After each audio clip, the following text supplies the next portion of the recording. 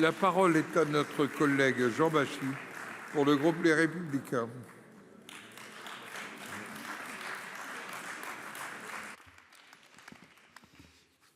Monsieur le Président, Mesdames et Messieurs les ministres, mes chers collègues, Madame la Ministre, la forêt brûle, nos forêts, nos bois, nos collines brûlent.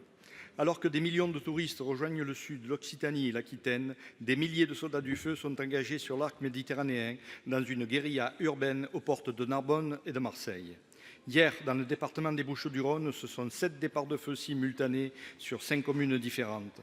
Dans l'Aude, il y a eu 11 départs de feu. Aujourd'hui, c'est dans l'Hérault. Et l'été ne fait que commencer.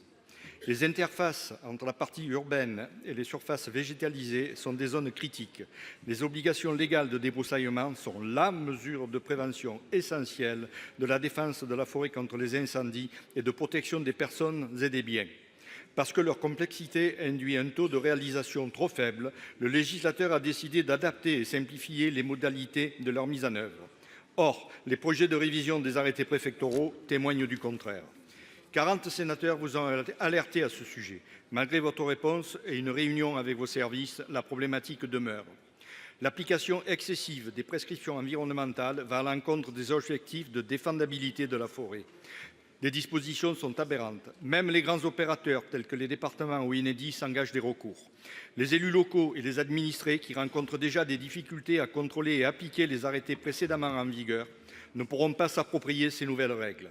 Il est urgent de privilégier l'augmentation massive du nombre d'OLD, réalisée essentiellement par les petits propriétaires. Il faut d'abord plus d'OLD avant de vouloir mieux d'OLD.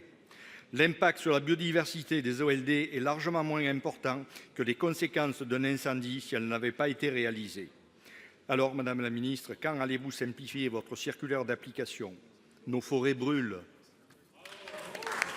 Pour vous répondre, la parole est à la ministre de la Transition écologique, de la forêt.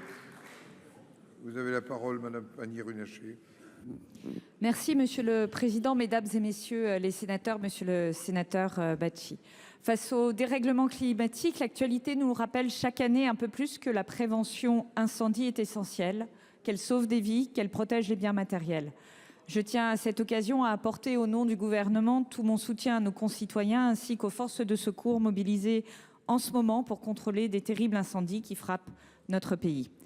En juin dernier, et c'était à vos côtés, Monsieur le sénateur, dans le prolongement de votre loi de 2023, nous avons, avec le ministre de l'Intérieur, publié la stratégie nationale de défense des forêts et des surfaces non boisées contre les incendies.